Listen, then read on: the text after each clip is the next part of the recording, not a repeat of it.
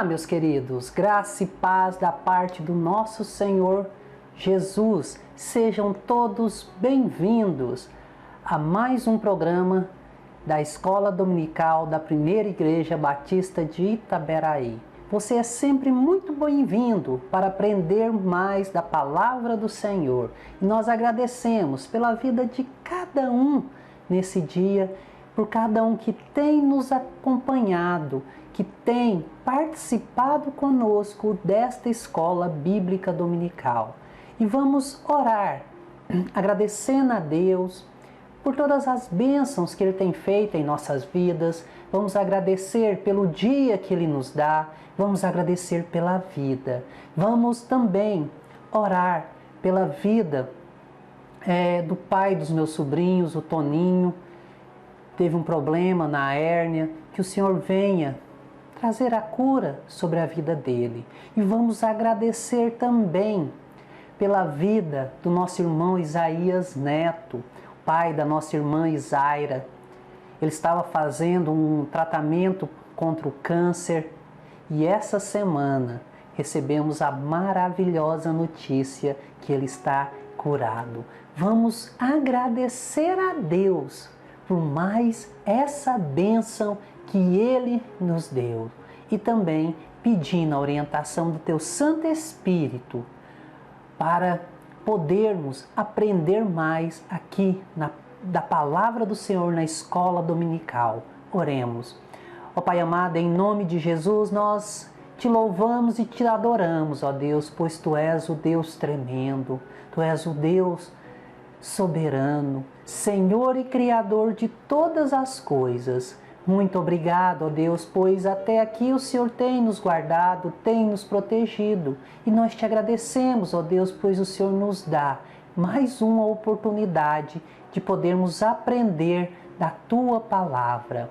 Pai amado, em nome de Jesus, eu quero clamar, ó Deus, pela vida do Toninho. Senhor, estenda Tuas mãos ali sobre ele, ó Deus, trazendo-lhe a cura, aliviando ele desta dor. Sê com cada um dos familiares que estão sofrendo, ó Pai. Esteja orientando no tratamento, Senhor. Faça, ó Deus, a Tua vontade na vida dele.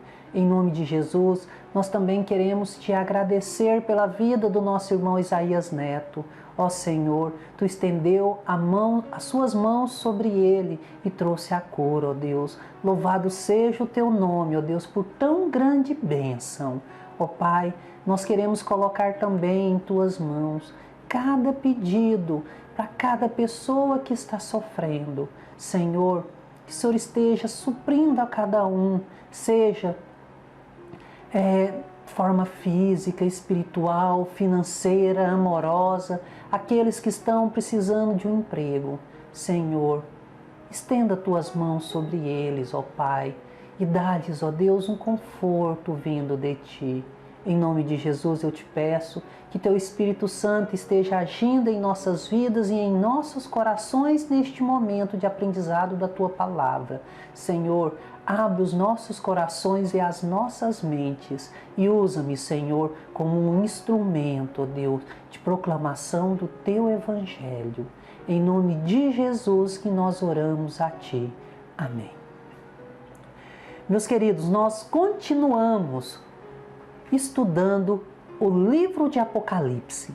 Essa é a nossa terceira lição do trimestre e ela fala sobre as cartas às igrejas. A primeira parte, nós estudaremos 4 cartas das 7 que foram enviadas às igrejas da Ásia Menor. O nosso texto base encontra-se em Apocalipse capítulo 2.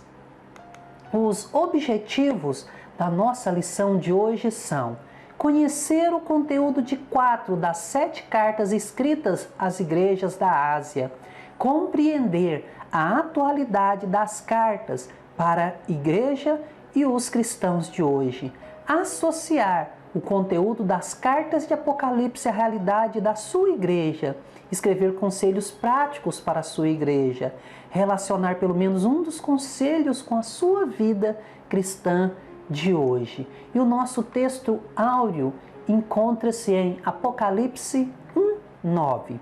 Conheço tuas obras, teu amor, tua fé, teu serviço e tua perseverança. Sei que tuas últimas obras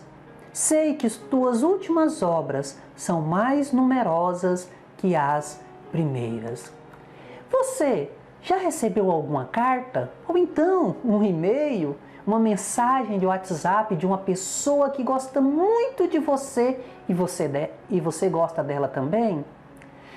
Quais foram os sentimentos que você teve quando recebeu essa carta, esse e-mail, esse WhatsApp? Foram sentimentos de alegria ou de tristeza? Trazia notícias boas ou ruins para você? Hoje também falaremos justamente sobre cartas recebidas. As 7 igrejas da Ásia receberam as cartas vindas do Senhor para elas. Essas cartas respondiam os anseios daquelas igrejas e mostram as características de ser igreja no mundo, tais como suas necessidades, suas fraquezas, ou seja, os seus pecados, sua coragem e fidelidade ao Senhor Jesus. Não podemos nos esquecer que a mensagem do Apocalipse foi diretamente para as igrejas da Ásia Menor que experimentavam a perseguição nos dias de Domiciano, o imperador de Roma, que as perseguiam por serem cristãs. Cristo demonstra cuidado pelas igrejas ao dirigir-se a cada uma de acordo com as suas necessidades, com encorajamento, repreensão, exortação e promessa. Ele mostra conhecimento detalhado das mesmas. Ele sempre fala: conheço. Em todas as cartas há referências e circunstâncias ou a tradições da própria cidade, provavelmente incluindo algumas que nem são mais reconhecidas. Ao mesmo tempo, todas as igrejas são incluídas no chamado universal a fidelidade e a perseverança até que as promessas alcancem seu cumprimento na Jerusalém celestial. Suas lutas constatam com a paz e satisfação. As exortações são reforçadas por uma alusão introdutória a alguns elementos da majestosa visão do capítulo 1, versículos do 12 a 20, que nós estudamos na lição passada. Cristo aparecendo em majestosa glória. E, portanto, essas cartas contêm um significado universal. As 7 igrejas foram listadas para que elas servissem de referência para todas as igrejas de sua época e em toda a história. Nas cartas, Jesus revela seu poder sobre essas igrejas, sua presença constante, sua vigilância e proteção sobre elas. Apocalipse capítulo 1, versículos do 13 ao 16.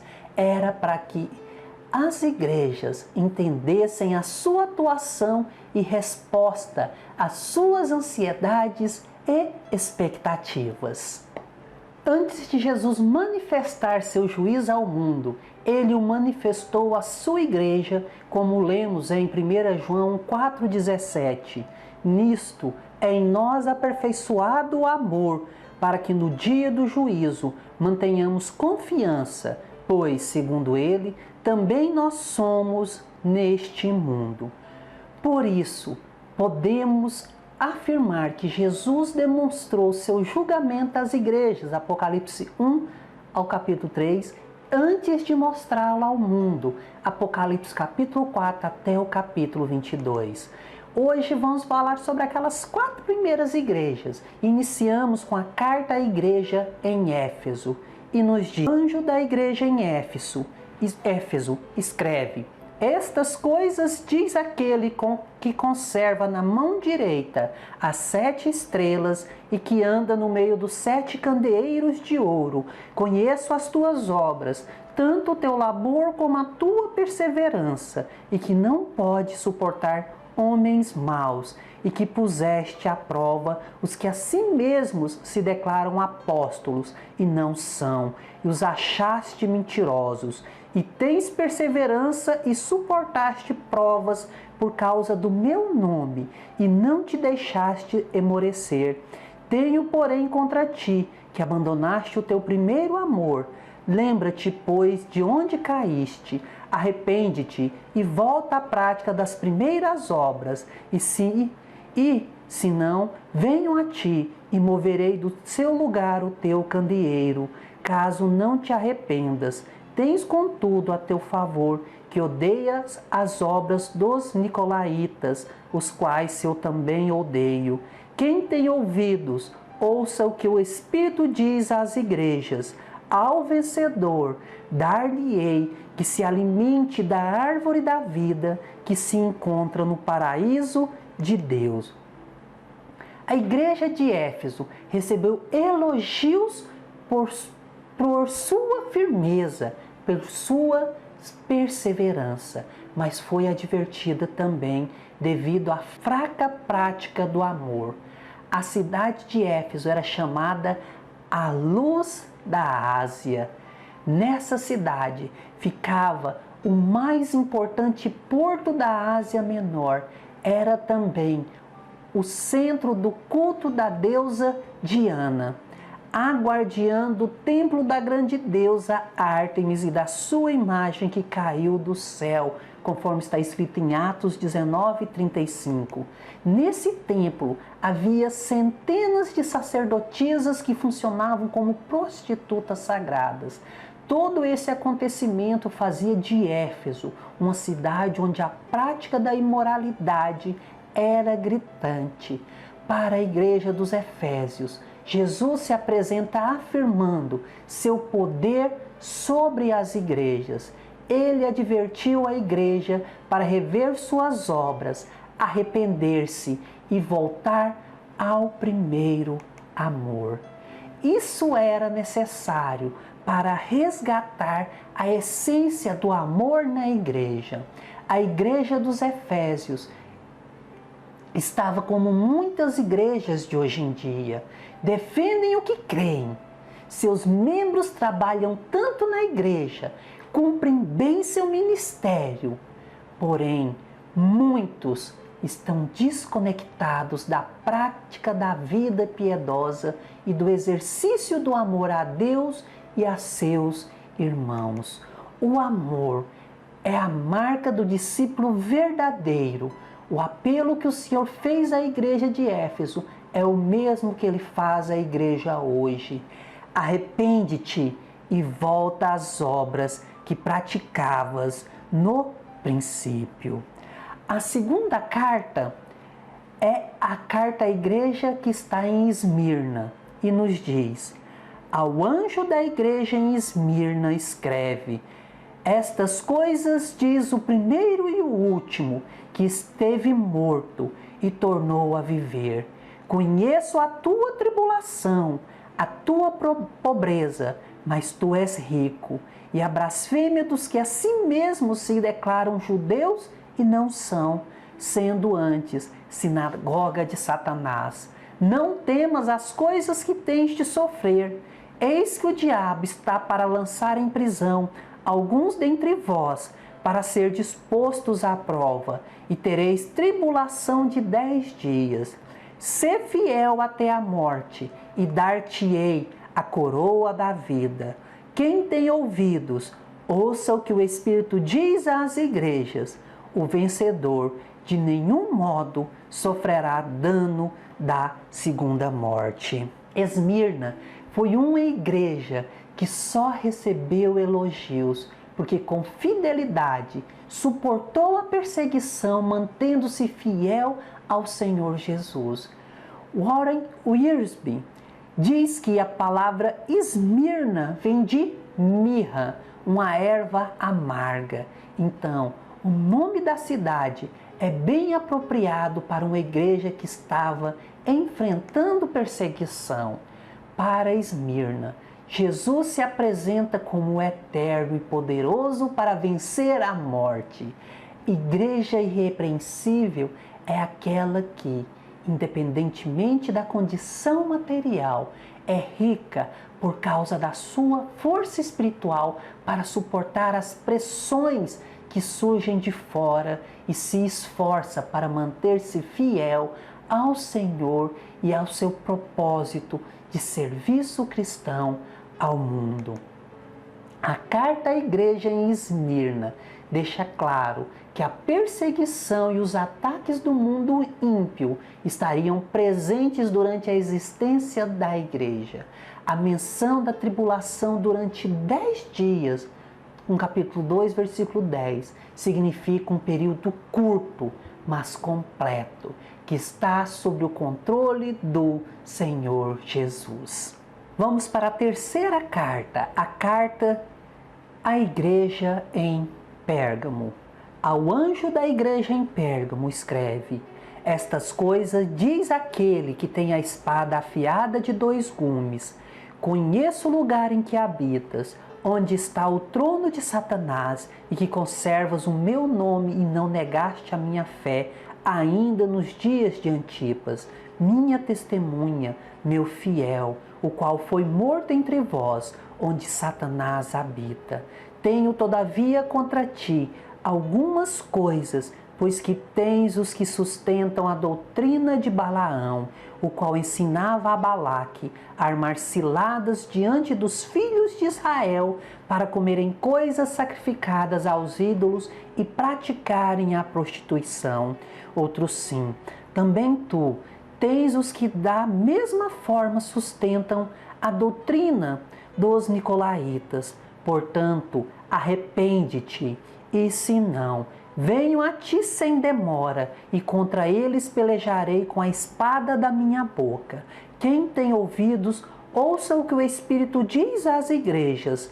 Ao vencedor, dar-lhe-ei do maná escondido, bem como lhe darei uma pedrinha branca, e sobre essa pedrinha escrito um nome novo, o qual ninguém conhece, exceto aquele que o recebe. Aos olhos dos outros, Pérgamo era perfeita e invencível, porém o Senhor sabia que estava corrompida por dentro, porque alguns dos seus membros estavam seguindo doutrinas erradas e a igreja os tolerava. A palavra Pérgamo significa casada. A igreja precisava lembrar do seu compromisso com Jesus Cristo. A igreja é a esposa de Jesus. A igreja em Pérgamo se encontrou numa situação difícil. Por todos os lados, os vizinhos praticavam idolatria e davam honra aos governantes romanos. Os cristãos não abandonaram a verdade do Senhor, o único verdadeiro soberano. Mas tanta influência que havia ali de falsas doutrinas teve um impacto negativo na igreja. Poluíram a congregação com doutrinas falsas que incentivavam os irmãos a praticarem o que era imoral. E Jesus se apresenta para Pérgamo como juiz, aquele que tem a espada de 2 gumes. Ele adverte a igreja quanto à necessidade de ser fiel à doutrina que recebeu do Senhor para a sua prática de vida cristã. Vamos para a quarta carta, que é destinada à igreja em Tiatira. Ao anjo da igreja em Tiatira escreve: estas coisas diz o Filho de Deus, que tem os olhos como chama de fogo e os pés semelhantes ao bronze polido. Conheço as tuas obras, o teu amor, a tua fé, o teu serviço, a tua perseverança e as tuas últimas obras, mais numerosas do que as primeiras. Tenho, porém, contra ti o tolerares que essa mulher, Jezabel, que a si mesmo se declara profetiza, não somente ensine, mas ainda seduza os meus servos a praticarem a prostituição e a comerem coisas sacrificadas aos ídolos. Dei-lhe tempo para que se arrependesse. Ela, todavia, não quer arrepender-se da sua prostituição. eis que a prostro de cama, bem como em grande tribulação os que com ela adulteram, caso não se arrependam das obras que ela incita. Matarei os seus filhos, e todas as igrejas conhecerão que eu sou aquele que sonda mentes e corações, e vos darei a cada um segundo as vossas obras. Digo, todavia, a vós outros, os demais de Tiatira, a quantos não têm essa doutrina e que não conheceram, como eles dizem, as coisas profundas de Satanás, outra carga não jogarei sobre vós, tão somente conservai o que tendes, até que eu venha. Ao vencedor, que guardará até ao fim as minhas obras, eu lhe darei autoridade sobre as nações, e com cetro de ferro as regerá, e as reduzirá a pedaços, como se fossem objetos de barro. Assim como também eu recebi de meu Pai, dar-lhe-ei ainda a estrela da manhã. Quem tem ouvidos, ouça o que o Espírito diz às igrejas. Tiatira foi elogiada por suas realizações, ou seja, pelas suas obras. Uma igreja operosa. Seu amor, sua fidelidade, sua paciência eram notórios, mas tolerava falsos ensinamentos que resultavam em atitudes pecaminosas. Tiatira era uma cidade de importância comercial. Barclay diz que a importância da cidade era a sua posição geográfica, pois ficava no caminho por onde viajava o correio imperial. Por esse caminho se transportava todo intercâmbio comercial entre a Europa e a Ásia. Nessa cidade havia uma profetisa que incentivava as pessoas a conhecer as coisas profundas de Satanás. Jesus fala contra a mulher de Tiatira, que agia de modo semelhante a Jezabel, rainha em Israel, e que era uma idólatra, imoral e má, e arrastou o povo para a idolatria, conforme está escrito em 1 Reis, do capítulo 16, versículo 29, ao capítulo 22, versículo 40. Quando não há arrependimento, como foi em Tiatira, sobre os que seguiram a doutrina de Jezabel, Jesus avisa que nesta igreja os que não se arrependerem serão réus do juízo divino. Capítulo 2, versículo 22. Quais as lições e aplicações para as igrejas de hoje dessas cartas? A igreja deverá estar pronta para considerar como igreja de Cristo o que não pode tolerar em sua prática de vida cristã. Nunca em sua existência cristã poderá admitir crentes que têm vida de adoração no dia do Senhor e nos demais dias viver conforme sua própria vontade pecaminosa. A igreja não pode permitir esse estilo de vida para não ser achada reprovada pelo Senhor Jesus. A igreja deverá estar apta para perceber a importância do aprendizado da palavra e capacitar seus membros a identificar falsos ensinos dentro da comunidade eclesiástica e estar pronta a combater os desvios doutrinários. Concluindo, Jesus caminha com sua igreja, tem seus poderosos olhos como chama de fogo, vigiando a igreja. Ele vê tudo e faz distinção efetiva entre os servos de Satanás e os servos que se apresentam fiéis ao Senhor. Que a igreja aprenda o valor de amar e não se deixar enganada pelo ativismo e perder o seu primeiro amor. Que o Senhor perceba uma igreja fiel, mesmo que tenha que morrer, mas jamais negará o nome de Jesus, para que no lugar onde ela está plantada, seja reconhecida pelos testemunhos de seus membros como seguidora de Jesus Cristo, Este deve ser o alvo da igreja, servir ao Senhor e mostrar-se fiel até que Ele venha. Oremos. Ó Pai amado, em nome de Jesus, ó Deus, que tenhamos como exemplo essas igrejas, ó Pai, e que sejamos fiéis ao Senhor até a morte. Ó Pai, em nome de Jesus, que jamais venhamos esquecer o nosso primeiro amor, que não venhamos, ó Pai, jamais a deixar que falsas doutrinas entrem na Tua igreja, ó Pai.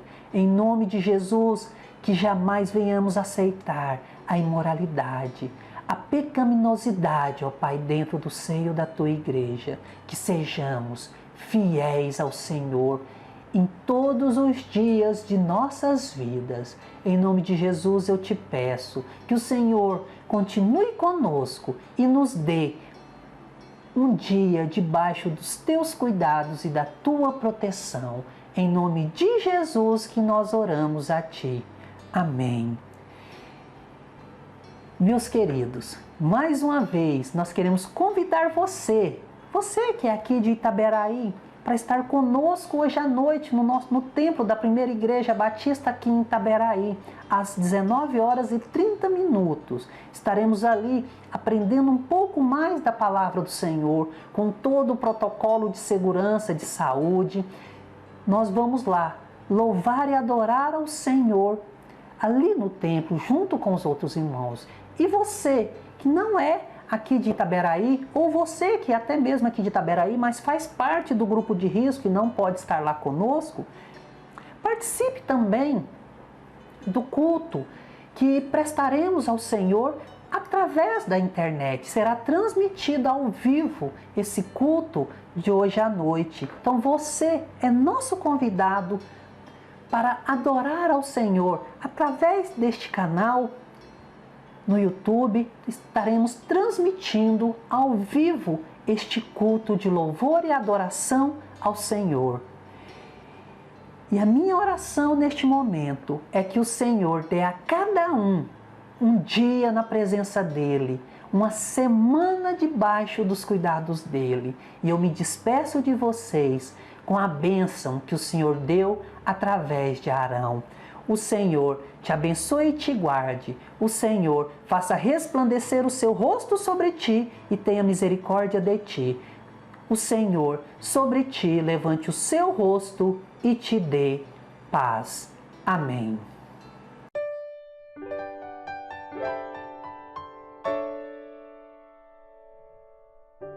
Eu ainda tenho sonhos.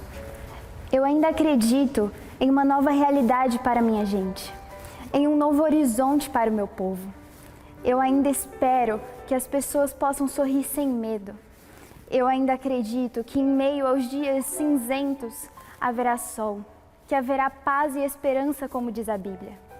Eu acredito em mãos prontas para servir, em pés preparados para avançar, em ouvidos atentos para escutar. Mas quem irá? Onde estão os pés, as mãos e as vozes? Onde estão os corajosos e destemidos? Meu povo clama, aflito, procuram água em meio à seca, comida em meio aos detritos e vida em meio à morte. Não vão encontrar. Parecem condenados a sofrer e chorar.